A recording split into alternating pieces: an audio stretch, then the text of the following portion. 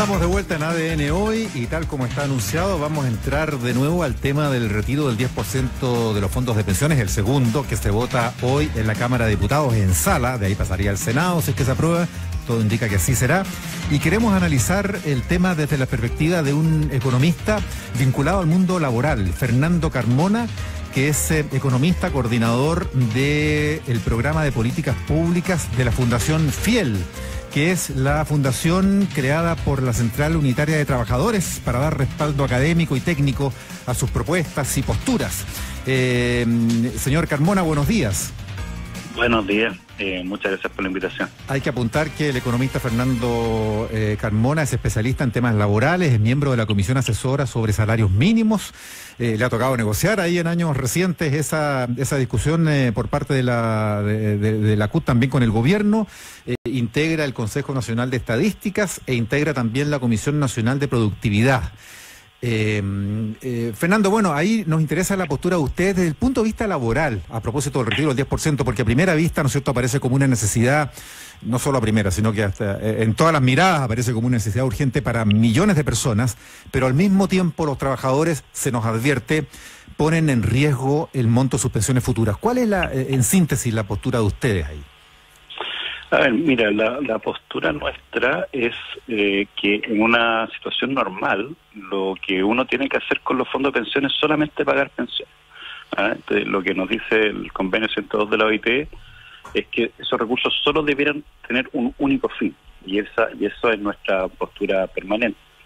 El problema es que estamos en una situación anormal, una crisis que ya lleva 1.7 millones de trabajadores fuera de la economía, algo así como 600.000 que están suspendidos, y de los que están en el mercado laboral, el 50%, o sea, la mitad, ha perdido casi el 40% de sus ingresos. Entonces, en esa situación anormal, nosotros hubiéramos esperado que el ministro y que el gobierno hubiera mantenido el ingreso familiar de emergencia, y hemos sostenido que tendría que haber tenido un valor mayor. Entonces, dada esa situación y el efecto que ya medido que ya ha tenido sobre la economía, el primer retiro es que nosotros creemos que es algo necesario darse. Si bien no quisiéramos que se hiciera en estricto rigor, pero es algo necesario hacer en este momento. ¿Y ustedes esa postura entonces al admitir o validar que esto se haga ahora debido a la anomalía que estamos viviendo, amarran esa posición con que tenga que ser compensado, restituido, retribuido por el Estado ese retiro? ¿Cómo resolver ese otro componente de la ecuación, que es el daño a las pensiones? A ver, sí, lo que nosotros creemos es que, primero que el daño a las pensiones que se va a provocar ya está de alguna manera compensado con el pilar solidario. El pilar solidario garantiza pensiones de hasta 167.000 pesos mínimas, no importa dónde uno parta, si tienes $1 para pensión o 100.000 pesos para pensión, el Estado garantiza que uno parta 167.000. En ese sentido, lo que nosotros vemos es que una de las reformas necesarias y que debería estar discutiéndose hoy día en las reformas que está llevando adelante el gobierno es que la pensión básica solidaria llegue al 100% de los pensionados, o sea, se haga universal como plantea la OIT, y además que en el tiempo vaya subiendo los montos que va entregando. Ojalá que llegue algo así como 2/3 del salario mínimo. Sí, Fernando, estamos conversando con el economista de Fundación Fiel, Fernando Carmona. Fernando, pero a ver, para poder evitar, ya no sabemos si es tarde o no, vamos a ver cómo están los votos en el Congreso, pero en definitiva hay otro sector dentro de la oposición que ha planteado la idea de un ingreso familiar universal. O sea, que estos aportes del Estado no estén solamente focalizados en determinados grupos, porque hay una inmensa cantidad de personas que pertenecen a las llamadas capas medias que no están teniendo los apoyos del Estado, pero que también están en una situación económica muy compleja. Ese es el sector que hoy día, ¿no es cierto?, estaría, por supuesto, retirando sus fondos de pensiones, incluso si se quedara sin nada. O sea, eso lo dicen las encuestas, ¿no? Porque hay una necesidad que está no resuelta. Y entonces pregunto, ¿hay posibilidades de hablar en serio de un ingreso familiar universal que por supuesto llegue a más cantidad de personas? O sea, a ver, hoy día, solo para tener una idea de la magnitud, los fondos de pensiones, el primer retiro significaron $16.000 millones en la economía. entre los meses de agosto y septiembre. En esos mismos meses, el ingreso familiar de emergencia en cada mes llegó algo así máximo a 735 millones de dólares. Entonces estamos hablando de que el esfuerzo que hace el Estado con respecto al esfuerzo que de alguna manera hacen los mismos trabajadores con sus fondos de pensiones está muy atrás. Lo que nosotros estimábamos cuando se dio el debate sobre renta básica universal o ingresos familiares de emergencia era que se podía sostener un pago, un total de 2.000 millones de dólares mensuales durante 6 meses a partir de generar, por ejemplo, un impuesto a los súper ricos o terminar con todas las exenciones tributarias que hoy día tienen en nuestro sistema. Entonces, recursos propios, o sea, ya no entrando en el problema de la deuda, existen, se podrían conseguir, son proyectos de ley que están ahí, que están en debate, y los montos son alcanzables y el resultado de ese esfuerzo, ya no hecho por nosotros, sino también planteado por la CEPAL o el Fondo Monetario Internacional, es fundamental en la recuperación de la economía. ¿Por qué? Porque la economía, por ejemplo la nuestra, el 68% de la demanda agregada que hay en la economía, que la mueve, es gasto de las familias, y ese gasto de la familia además está principalmente en las pequeñas y medianas empresas. Entonces, si uno quiere proteger el sector del tejido productivo, pero además proteger los empleos, lo que tenemos que hacer es proteger los ingresos de las familias. Entonces, efectivamente, hoy día nosotros creemos que hay condiciones, que hay herramientas, y además que podrían haber recursos. Si uno además mira los niveles de deuda del país, el país está como 42, 43%, esa es la proyección de deuda que vamos a tener. Y los niveles de deuda de países similares ya están llegando al 80-90% producto de la pandemia, pero además la liquidez del mercado internacional y lo barato que está la deuda, en algunos casos hasta la tasa de interés negativa, nosotros creemos que también el Estado podría buscar deuda hasta llegar al 50% y con eso no se alteraría su posición en los mercados internacionales y nos generaría un problema tan de largo plazo. Hay economías, de hecho, de lo más respetable en el mundo que tienen deuda incluso superior al 100% del producto.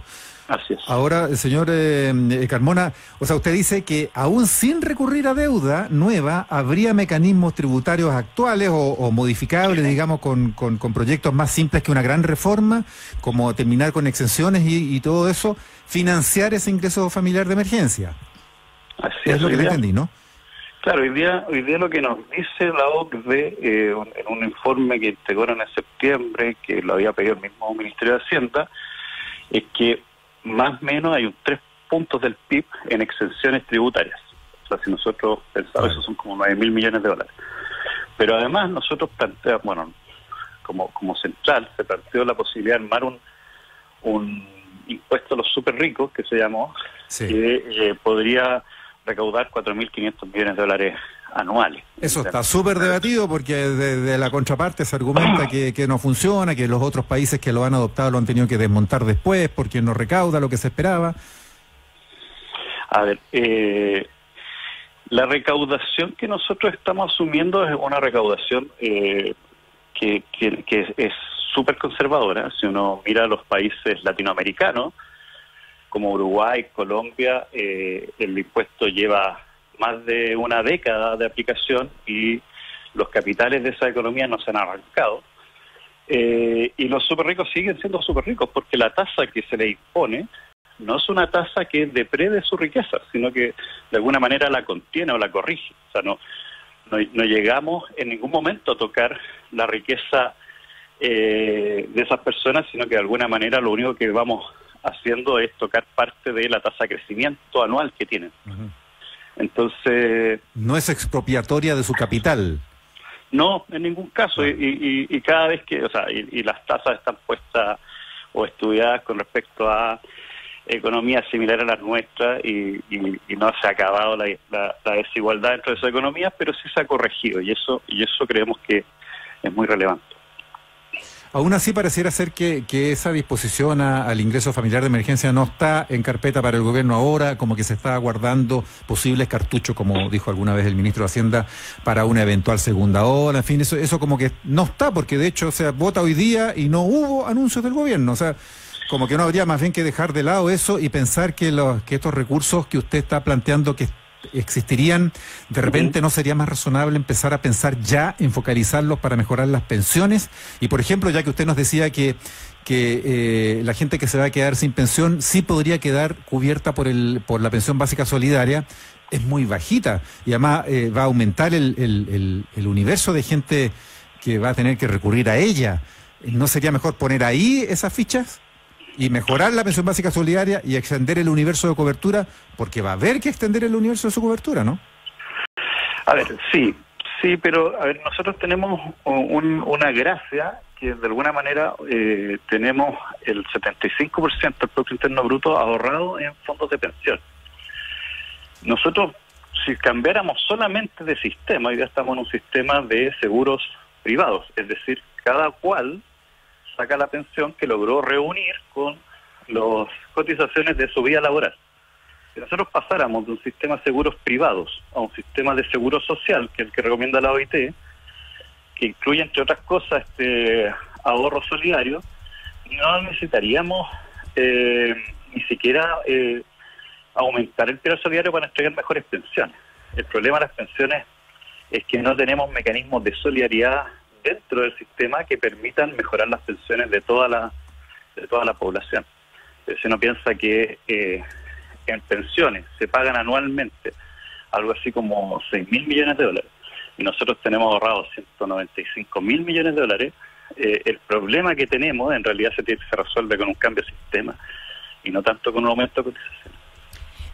Fernando Carmona, conversamos hasta ahora con el economista de Fundación Fiel, de aprobarse el retiro del 10% y considerando lo que pasó con el primer retiro y la reactivación que se produjo en la economía. ¿Qué efectos ve usted ahora respecto de si es que se aprueba este segundo retiro, qué efectos va a tener? A ver, el efecto así como más directo del primer 10% fue que recortamos en un 2% la caída de la economía. Nosotros se anunciaba una caída de algo así como menos 6,5% del PIB y la recortamos a menos 4,5%.